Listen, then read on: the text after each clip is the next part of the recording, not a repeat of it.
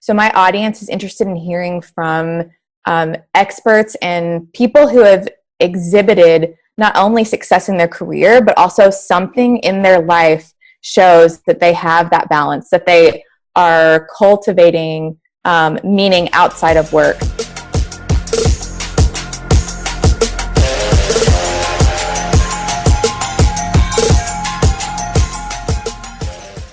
And I want to say welcome, everybody. This is Kathleen Gage with Power Up for Profits and the 100 Club. Today, I am really excited to have my special guest, Hilary Sutton, who has Hustle and Grace podcast. And I love that title, Hilary. Tell me about how you came up with the title and about your podcast show. Yeah, thank you so much for having me, first of all. Hustle and Grace was an idea that I came up with a couple of years ago. I really always was drawn to that idea of hustle. Like, I'm an entrepreneur, I'm a freelancer, I'm just a person who's always had, been an intrinsically motivated person. But the longer that I worked, the more I realized you have to have balance. You have to have the balance with having margin in your life. You have to have a balance with a life outside of work. And so Hustle and Grace is really an exploration of finding that balance of hustle and having that intentional career where you have goals and you're passionate about your work, but also having the other side, the other piece, the life outside of work. So it's really a focus on cultivating not only a flourishing career, but a flourishing life. I love that. I could have used you 25 years ago when I started my business, because I was so focused on building my business that I was literally working 16, 18, 20 hours a day, and it was never enough. And, 25 years later, I've created a pretty nice balance. And that really is what I'd like to talk about, not only about your show, but the people that think that podcasting is a great way to build their business. And I'm talking about the people who get interviews, because I work with experts who are bona fide experts. They might have been doing what they've been doing for 20, 30, 40 years, and they're looking to expand their market reach. And oftentimes they are so focused on getting those interviews, they don't have grace in the way they do it. So let's talk about, first of all, what do you look for when somebody is going to be a guest on your show? For me, it's all about my audience at the end of the day. So my audience is interested in hearing from experts and people who have exhibited not only success in their career, but also something in their life shows that they have that balance, that they are cultivating meaning outside of work. But it's not just that. It's also, I'm looking for really high achievers. So people who have made their mark in something in a creative field, somewhere in the entrepreneurship space. But the truth is, I'm actually open to people beyond just those two arenas, but those are the arenas that I'm in. So those are the people who I tend to have those collisions with and tend to find. So I'm really looking for people who are high achieving in their careers, but have also cultivated a meaningful life outside of work. Nice.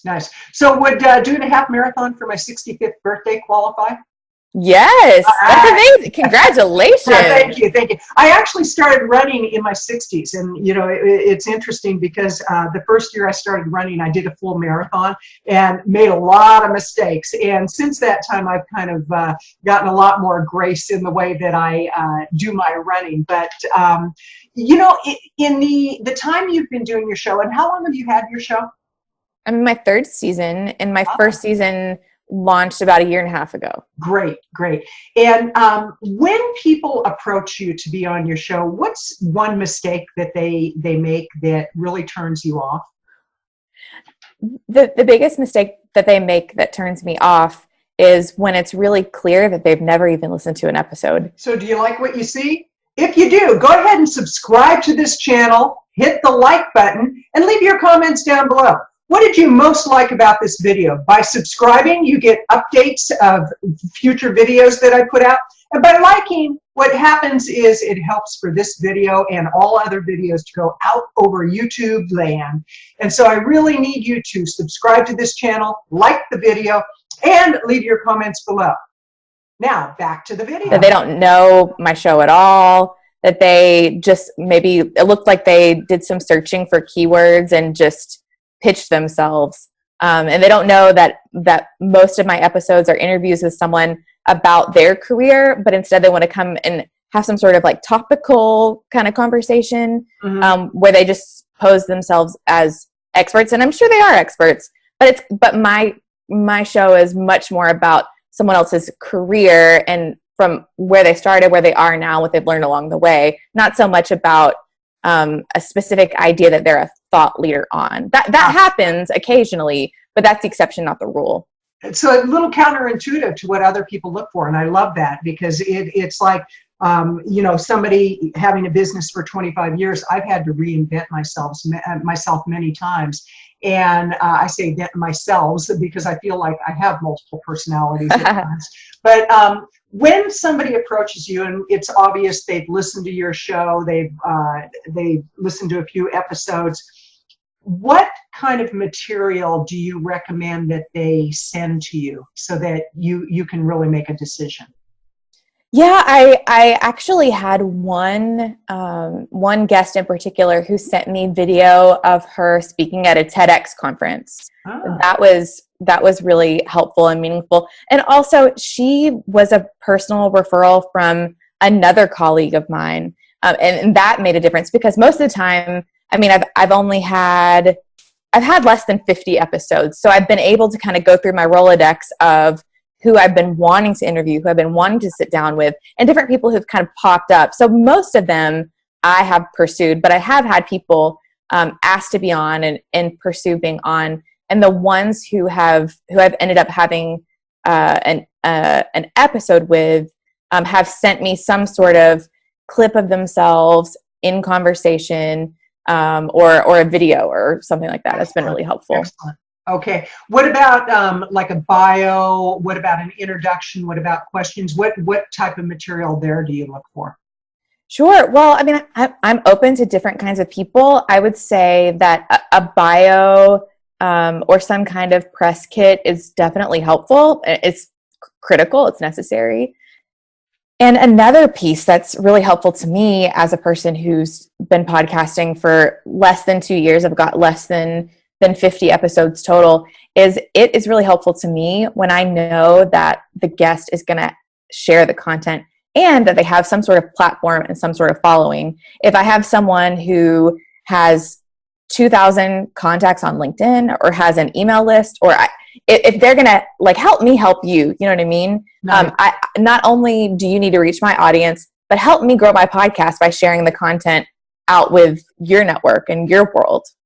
Well, let me ask you this, on that note of them sharing the content with their audience, does it help in the initial message for them to say, I've watched 5 episodes of your show, I know that you focus on X, Y, and Z, this is what I'd like to have a conversation about, and I will make sure to push it out to my social media community, my email list. Does that help in the first message, or do you wait until you've had a little bit of conversation with them?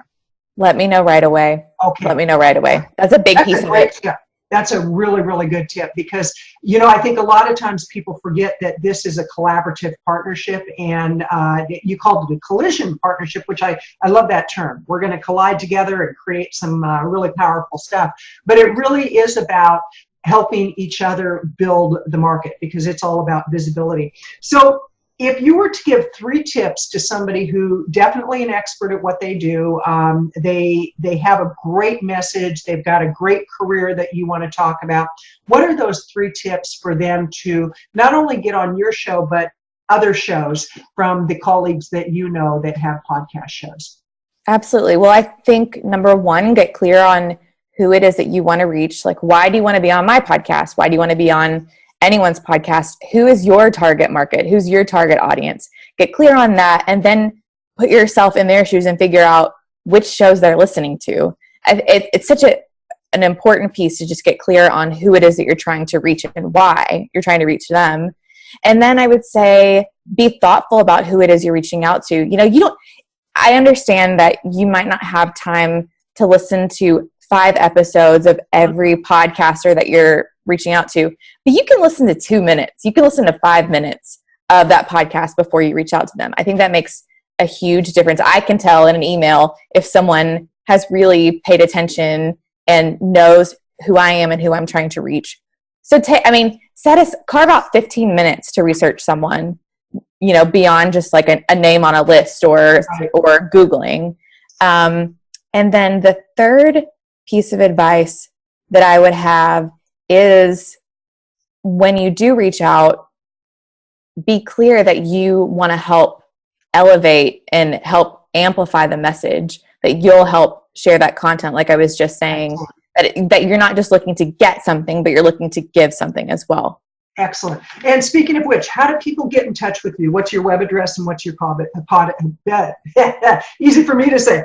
What's your web address and what's your podcast address? Yes, I'm at HilarySutton.com. And the podcast is Hustle and Grace with Hilary Sutton. You can find it right on my website, HilarySutton.com/podcast. That's probably the easiest place to find it. And I'm on social media at Hilary Sutton, just one L in Hilary, 2 T's in Sutton. And I'm on Instagram at Hilary.Sutton, because I guess I couldn't get at Hilary Sutton everywhere. Okay, excellent. And we'll put all that in the description below. And in closing, what else would you like to share with the audience as far as like why podcasting is important, why podcast interviews are important? What are some final thoughts that you have? I love podcasting. I think that it is really just beginning to get going. It's beginning to get on the rise. It's a really interesting and really fantastic relationship that you build with an audience there. It's like a one-on-one conversation. It's very intimate. And for me, it's been great because not only have I gotten to give a gift to my audience, to my tribe with these special episodes that I feel passionate about, but I've also gotten to sit down and have one-on-one conversations with people all over the country who I wouldn't otherwise get to connect with. I definitely recommend podcasting if you have the bandwidth for it, if you can do it. I've gotten clients this way. I've gotten freelance clients. I've gotten lots of different opportunities have come my way. So I definitely recommend podcasting. Excellent. And you mentioned getting clients this way. Tell us about your business. Besides podcasting, what is it you do in your business? Sure. So I am a writer, a speaker, and a consultant. Those are kind of the 3 buckets.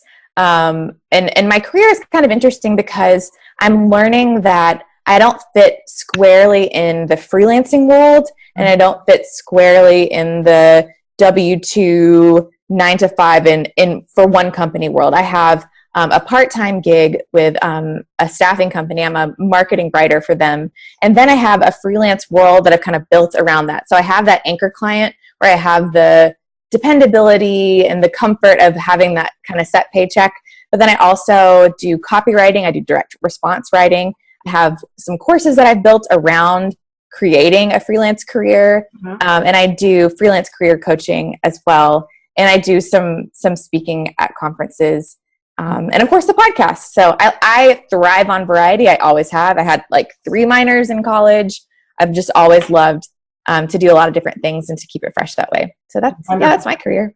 Wonderful. Well, thank you so much for your time, Hilary. And I look forward to getting to know you better. I look forward to being on your show and sending you some of the people that I know that would be a great fit for you. I appreciate your time and information and insights. Have a great day. I can't wait. Thanks, Kathleen.